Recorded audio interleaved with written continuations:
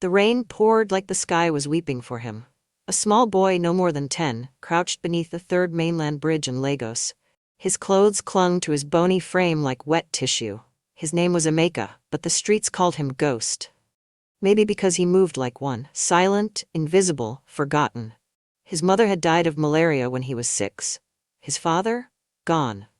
Rumors whispered he was a drunk who sold their home for beer.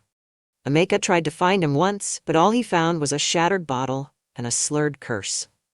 For 4 years, Emeka survived on scraps, begging by day, hiding from thugs by night.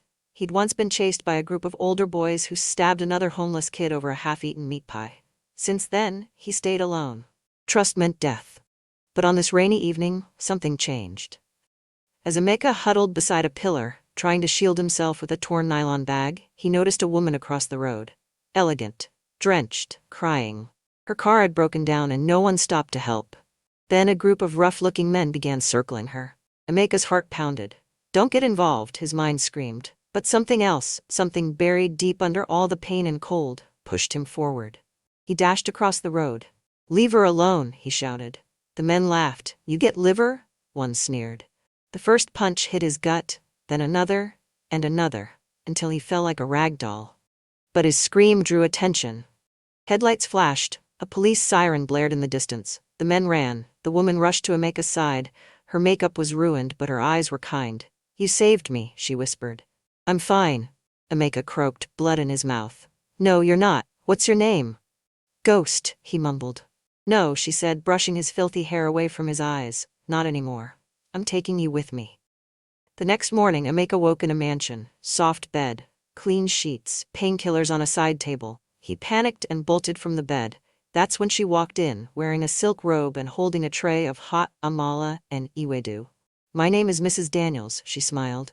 "I don't have children, but last night God gave me one." Emeka froze. This had to be a dream, or a scam. He wanted to run, but he wanted to believe her more. So he stayed, and that night, for the first time in years, he slept without fear. But what Emeka didn't know was this: Mrs. Daniels was hiding a secret. One that would soon destroy everything. Emeka quickly learned that life in the Daniels mansion wasn't as magical as it looked. Mrs. Daniels treated him kindly. She enrolled him in a private school, bought him clothes, and gave him his own room. But her husband, Chief Daniels, was another story entirely. The first time Emeka met him, he stood at the doorway with a glass of whiskey in one hand and a scowl deep enough to split stone. "So this is the stray dog you picked up from the gutter?" Chief Daniels barked. "He's a child, Tunde," Mrs. Daniels said softly. "A good one." Chief Daniels scoffed. "Good for what? Cleaning the toilets?" That night, Emeka barely touched his food.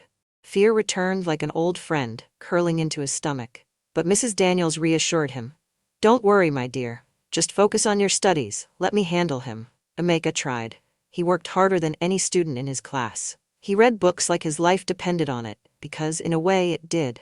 By age 13, he was winning school debates, topping exams, and solving math problems like a genius. But the more he shone, the darker Chief Daniels' glare grew. One evening, Emeka was alone in the study room reading a book about entrepreneurship when Chief Daniels walked in, reeking of alcohol. "Who do you think you are?" the man growled.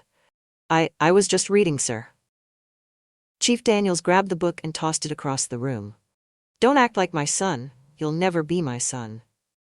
Tears welled in Emeka's eyes, but he stayed silent. He had learned silence was safer. Then came the worst night. Mrs. Daniels had gone for a weekend women's conference in Abuja. Chief Daniels returned home drunk, angrier than ever. He stormed into Emeka's room. "You think you fooled my wife? I know what you're after. You want her money. You want my life." "I don't want anything," Emeka began. A slap cracked through the room. "Liar," Chief Daniels shouted. "You'll leave this house by morning, or I'll make sure you leave in a body bag." The next morning, Emeka was gone. He didn't even pack a bag. He ran, barefoot, tears mixing with the morning dew.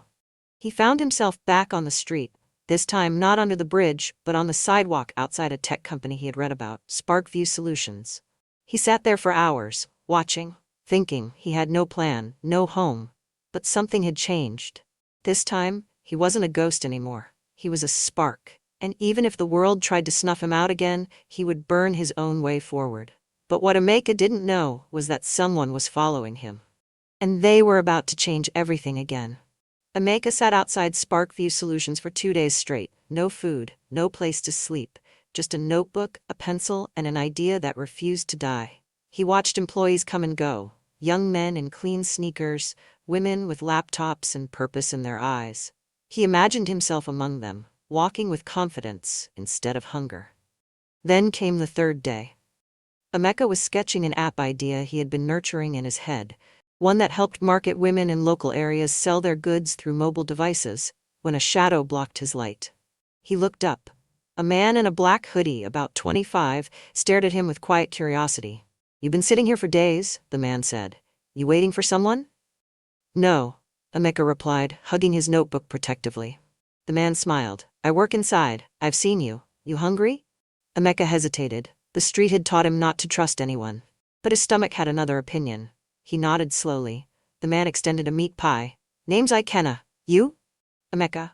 They sat on the curb. Emeka devoured the meat pie like a lion who hadn't seen meat in months. Ikenna watched him, then asked, "What's in the book?" Emeka paused. "Just ideas." "Let me see."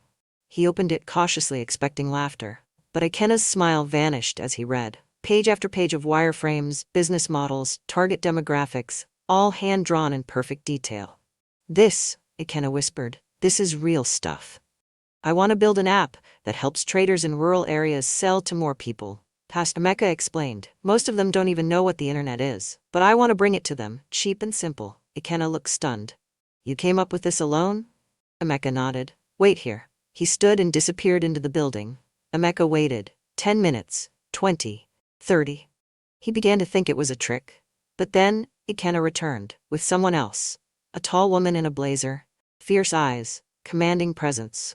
"I'm the CTO of Sparkview," she said. "Ikenna says you have something to show me." Hands shaking, Emeka handed her the notebook. She flipped through it, her eyes widened. "Who are you?" she asked. Emeka shrugged. "Just a boy who reads a lot." She handed the notebook back. "Come with me." That day, Emeka stepped inside Sparkview. Not as a cleaner, not as a beggar, but as a junior intern. No pay at first, just opportunity. But that was all he needed. What Emeka didn't know was that Ikenna, kind, curious Ikenna, was not just an employee. He was hiding something big. And one day, that secret would either make Emeka or break him. Within 6 months, Emeka became the quiet storm at Sparkview. Though just a teenage intern, his ideas reshaped how the company approached underserved markets. He was everywhere, sitting in on meetings, debugging apps, creating tools for rural businesses. Executives whispered about the genius boy with the street eyes. But Emeka never let it get to his head. He knew success didn't come with applause. It came with blood, sweat, and secrets. And Ikenna, the man who brought him in, had plenty of those. They had become brothers. Ikenna taught him coding shortcuts, how to navigate office politics, and even how to pitch. But behind his charming grin, Ikenna hid a simmering jealousy. Emeka didn't notice it, not at first, until the day the company launched the pilot of Emeka's idea, Mama Go, a mobile app for local food sellers to connect directly with customers via SMS and low data features. The app exploded in usage within a week. Investors called. Clients came knocking. Even the Nigerian tech blogs went crazy. Youngest intern sparks new wave of grassroots tech. But then something strange happened. At the next all-hands meeting, the CEO stood on stage and said, "Let's all give it up for Ikenna, the lead innovator behind Mama Go." Emeka froze. He looked at Ikenna, who sat 2 rows ahead. Ikenna didn't turn. He just clapped. The betrayal hit like a punch to the chest. Later that evening, Emeka confronted him in the stairwell. "You took credit for my idea." Ikenna raised an eyebrow. "You're a kid, Emeka. No one was going to believe this came from a street boy. I protected it. I made it real." "But you lied." "I gave you the door. I just walked through it first." Emeka stared at him. "You didn't just steal my idea. You stole my story." That night, Emeka packed his small bag and left Sparkview. He had no plan, no backup, but he had fire. 2 months later, Emeka was sleeping in an unfinished building with nothing but a cracked laptop and borrowed Wi-Fi from a nearby cafe. And yet, he was building again. Line by line, he coded a better version of Mama Go, one that would be completely open source. He called it Sokolite. He posted it online with a simple message, built by someone who used to sell sachet water to survive. For all the ones no one believes in, this is for you. By morning, it had gone viral. The media exploded. Tech leaders applauded. The people rallied behind the homeless boy genius. And Sparkview? They sued him for intellectual theft. Ikenna led the charge. But just when Emeka thought he was finished, a surprise letter arrived at his email, from someone he never expected. The subject line read, "I'm sorry, I'm ready to help you fight back, Mrs. Daniels." Emeka stared at the email. Mrs. Daniels, the woman who once called him her son. The woman who vanished from his life without warning. And now, she was reaching out? He opened the message. "I know I failed you, but I never stopped searching. I'm sorry I let him throw you out. I didn't know until it was too late. If you're willing to see me, I want to help. I still have connections, and I never forgot the boy who risked his life to save mine." Tears blurred Emeka's vision. After everything, Sparkview, Ikenna's betrayal, the lawsuit, her message was the first warmth he had felt in months, he replied. 3 days later, they met at a private lounge in Ikoyi. She looked older, more fragile, but her eyes still held that same fierce kindness. "You've grown," she said softly. "And you still wear silk," he smiled faintly. She laughed, and then they both cried. Mrs. Daniels revealed that shortly after Emeka left she had filed for divorce. Chief Daniels had cheated, stolen her assets, and nearly destroyed her emotionally. It had taken her years to rebuild, but now she was powerful again. "I run a foundation now," she said.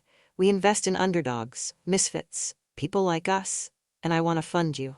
Emeka blinked. "Fund me?" She slid a document across the table. "To 50 million. I want you to build your vision, on your terms. No stolen credit, no shadows." Emeka's hands trembled. "But the lawsuit?" "I already spoke with my lawyers," she interrupted. "We'll handle Sparkview. And as for Ikenna," she leaned closer, "we're going to make him wish he never touched your dream." Within weeks, Sokolite returned stronger. Mrs. Daniels' team hired the best attorneys. The court battle exposed how Ikenna and Sparkview falsified documents to claim ownership of Emeka's idea. A tech whistleblower even confirmed it. The public turned against them. And Emeka?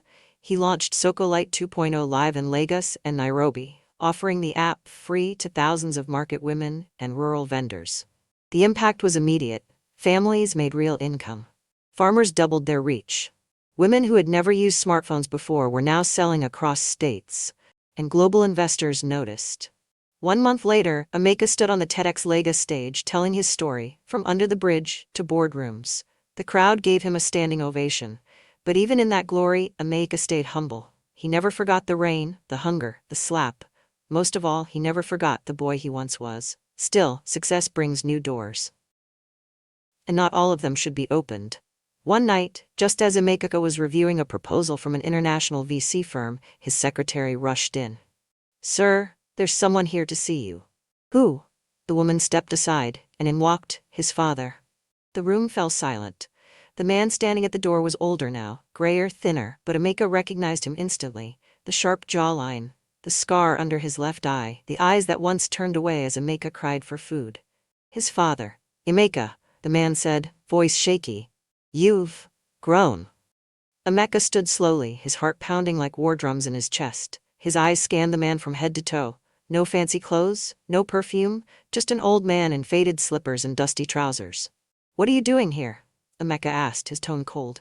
"I saw you on TV," his father replied. "They were talking about how you built an empire. I wanted to say I'm proud of you." Emeka scoffed. "Proud? You left me to rot under a bridge. I was 6. "I was sick, son. Lost everything. I couldn't face you. You didn't lose me," Emeka snapped. "You abandoned me." The silence that followed was so thick it choked the air. His father stepped closer. "I came to say sorry. I don't want anything." But Emeka had heard this before. From strangers, from users, from liars. "What do you want, really?" he asked, voice trembling. The man's lips quivered. "Forgiveness. That's all." Emeka looked at him. This broken, hollow man who once chose alcohol over a son. All the nights of cold, all the days of begging, the beatings, the betrayal. Forgive? He sat back down slowly. "You have no idea what I went through. The blood, the hunger, the shame. And not once did I hear your voice calling my name." His father sank to the floor, tears falling. "I can't change the past, but I'm dying, Emeka. I have cancer, stage 4, they gave me weeks." A bitter lump formed in Emeka's throat. He had dreamt of this day, but not like this. "I don't hate you," Emeka finally whispered, "but I don't know how to love you either." They sat in silence, father and son, both broken by time, both haunted by choices. "I don't expect you to fix anything," the man said. "Just let me see your face before I go." Emeka looked at him one last time, and then he stood and walked out of the office. That night he couldn't sleep, not because of his father, but because of a call he received just before bed. A mysterious woman's voice had said, "Mr. Emeka, your company is about to be bought out. There's a hostile takeover coming. Someone from your past is behind it, and if you don't act fast, everything you built will disappear." He tried to trace the call, but it was gone. Emeka sat by his window watching the city lights flicker beneath him. He had survived hunger, betrayal, loss. But now, someone wanted to destroy him again, and this time, it might be someone he once called a friend. The next morning, Emeka called an emergency meeting with his legal and financial teams. "Find out who's behind the attempted takeover," he ordered, pacing his office floor. Now, Sokolite was valued at over $3.8 billion. Emeka had major investments pending across Africa. A hostile takeover now could wreck everything he built. But why? And who? By noon the answer came, and it knocked the breath out of him. It was Ikenna. Again. But this time, he wasn't alone. Ikenna had partnered with a foreign firm, repackaged SparkView's old shell under a new name, Novacore Digital, and was aggressively buying shares from smaller stakeholders in Sokolite. "He's targeting your silent investors," Emeka's lawyer explained. "If he gets 51 cents, he controls everything." Emeka clenched his fists. How many times would he have to fight this man? "I want a press conference," Emeka said. "Tonight, we expose everything." By 6 p.m., a packed room of journalists, investors, and influencers gathered at the Landmark Center. Emeka stood before the cameras, not as the boy under the bridge, not even as the startup star, but as a man with a legacy to protect. "Some people think success is a ladder," he said calmly, "and if they can't climb it, they'd rather pull it down." He shared everything.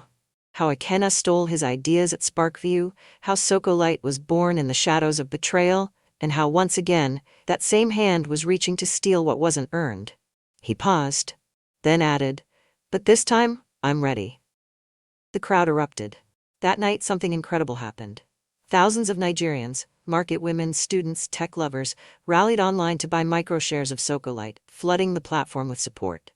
Emeka's team created a campaign called Stand with Emeka, turning ordinary users into shareholders overnight. Within 48 hours, Ikenna's hostile attempt collapsed. He lost millions, and Emeka, he retained full control of his company with even more loyal supporters than before. A week later, Emeka visited his father in a government hospital. The man was weaker now, skin pale, voice faint. "I saw your speech," he whispered. "You became everything I wasn't." Emeka sat beside him. "You were my beginning," he said quietly, "but I decided a long time ago, I'd be my own ending." His father nodded. "I'm proud of you, son." And this time, Emeka believed it. 1 year later, Emeka stood in a new building, a massive tech hub in Lagos, named the Bridge Project. It was designed to train homeless children in coding, business, and self-worth. He stood before a group of 10-year-olds, all wearing clean uniforms and holding tablets. "I used to sleep under this bridge," he told them, "and now I build them, for people like you." The room cheered, and as Emeka looked out at the bright young faces, he felt something stronger than wealth. He felt purpose. The boy who had nothing had become the man who gave everything. If you were moved by this story, don't forget to like, share, and subscribe for more powerful stories like this. What would you do if you were in Emeka's shoes?